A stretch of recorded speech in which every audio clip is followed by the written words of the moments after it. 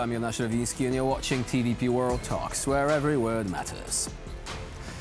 Latest reports seem to confirm Russia was behind the damage done to undersea infrastructure in the Baltic, with track marks indicative of an anchor being deliberately dragged across the seabed.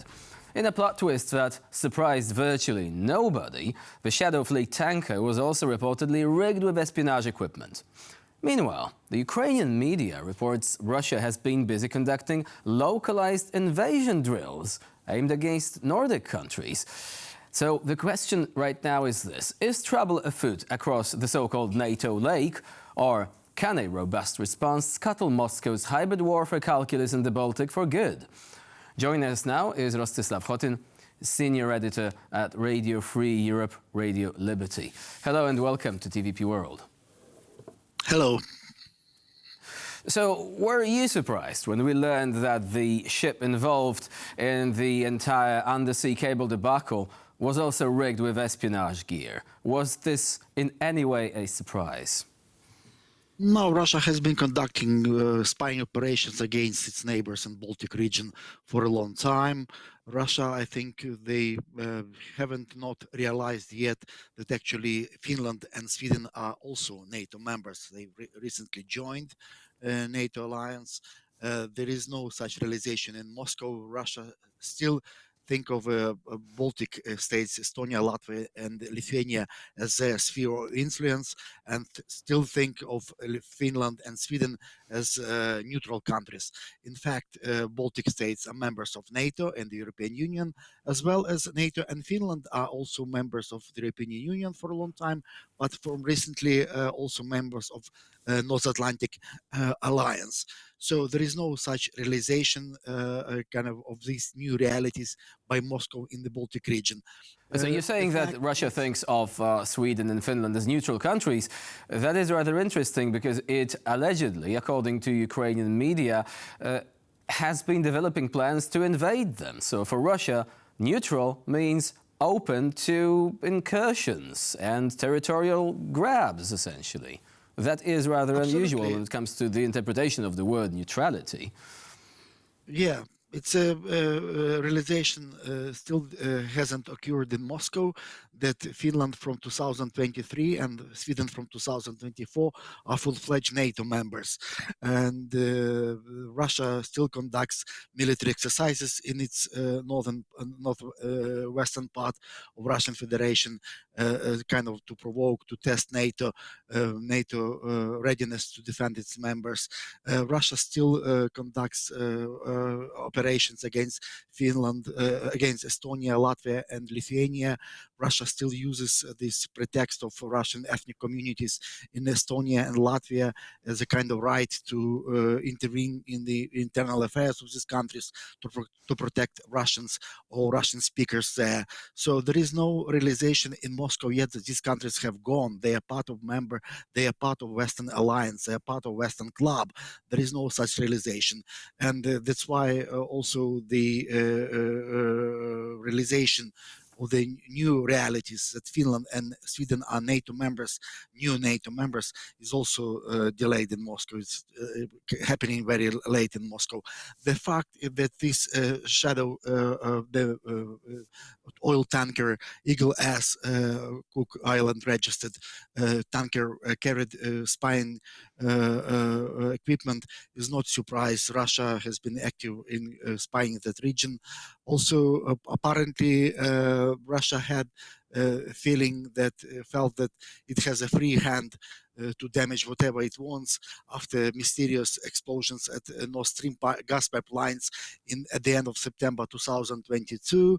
And Russia thought that it has a free hand and can easily damage the power link which connected Finland and Estonia.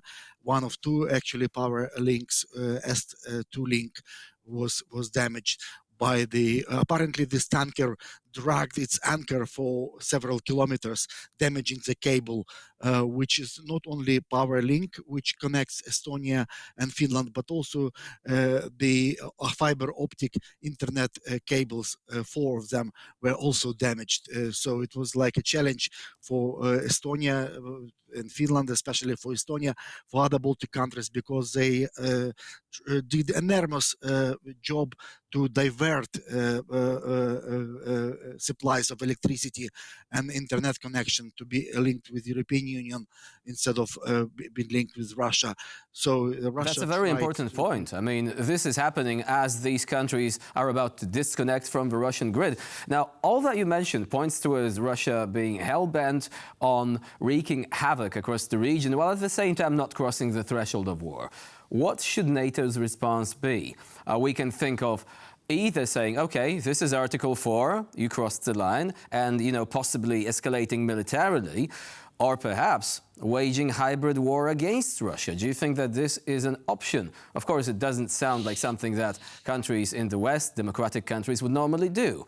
But if we have an option of either stern warnings and condemnation, or doing this, or escalating militarily, perhaps this would be the middle ground. What do you think? I think NATO should send Russia a clear signal that stop interfering in the affairs of NATO members. Secondly, NATO should boost its military presence in the Baltic region in general, especially in the new NATO members, Estonia, Finland and Sweden. And also, as Secretary General Mark Rutte said, that NATO indeed will boost its military presence in the region, and NATO should better protect its strategic cables, pipelines, and other critical infrastructure in the region, not to give Russia a chance to interfere, to interrupt the supply. But the main thing is to boost military presence in the Baltic Sea, in the Baltic region in general, because Russia saw Baltic Sea as its eternal lake, but now, in fact, paradoxically, Baltic Sea becoming NATO internal lake. So, do you think that all this is perhaps because Russia does realize these countries are part of NATO, but it simply ignores this? That Russia thinks, well, if we do something, like a small land grab, perhaps some sort of military adventurism, NATO is going to be fractured. There's going to be lots of political debate. The decisions will not be prompt enough before we actually gain some minor victories. And also, there is not going to be a strong military response. Should NATO change its response strategy, even to the point of perhaps removing the no first use on tactical nuclear weapons, if we're actually talking extremes here? Because Russia seems to only understand the language of force. Would you agree with that? I would not go that far as to kind of activation of tactical nuclear arms weapons. I would not go just the threat of them being used. I'm not saying we should use nuclear weapons. I'm saying that Russia should know if it invades our territory, well, we do have this option. We're not going to say we'll never use them first. If we're invaded, I mean, this encourages Russia to make a move against us, doesn't it? I think that NATO should make clear to Russia that any attack or any threat of attack against any NATO member, including such a small country like Estonia, for instance, or Latvia, or Finland, also would immediately provoke response from NATO, strong military response from NATO. That's a bad thing. Secondly, NATO should send a clear message to Russia: stop threatening, stop maneuvering, stop provoking us, because we are bloody serious about Article 5 of NATO Charter, that attack against one is attack against anyone else. Also, Russia may be testing NATO before Trump's inauguration, because it sees that Trump is kind of not probably clearly 100% committed to defense and NATO defense principle. They're testing Trump also, how he will react, how US administration will react. Is Trump committed to NATO?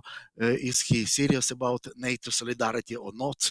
Will US remain as NATO member or not?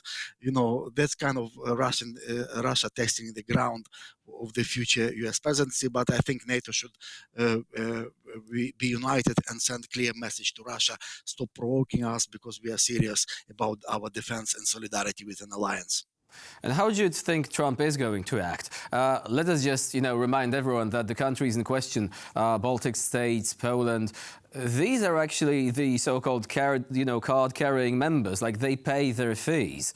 Trump didn't have any problem with these countries not contributing enough. So technically, he should be fine with helping them out. Do you think he will? I think countries which spend over 2% of their GDP for defense are good countries, inverted commas, for Donald Trump. He was pressing hard during his first term in the office in the White House for NATO members to spend at least 2%. These countries in the Baltic region, because of Russia is their neighbor, they are spending well over 2% of their GDP for defense purposes. So they are good NATO members, worth of protecting, so to speak. But generally, I think the realization should come in this region that Russia is still not on retreat from the Baltic Sea, from the Baltic region. Russia still thinks of this region as a special kind of era of interest, of influence. So NATO should boost its attention to this Baltic area and to boost its defense capabilities in the Baltic region in general. And also, Russia keeps committing war crimes in Ukraine and apparently doesn't really want to negotiate. But this, of course, is another story that is definitely worth discussing at another point. Rostyslav Khotin was our guest today here on TVP World. Thank you very much for joining us and for sharing your expertise. Thank you, Jonas. And I'm Jonas Szerwiński. You're watching TVP World. Please do stay with us for more latest news and updates.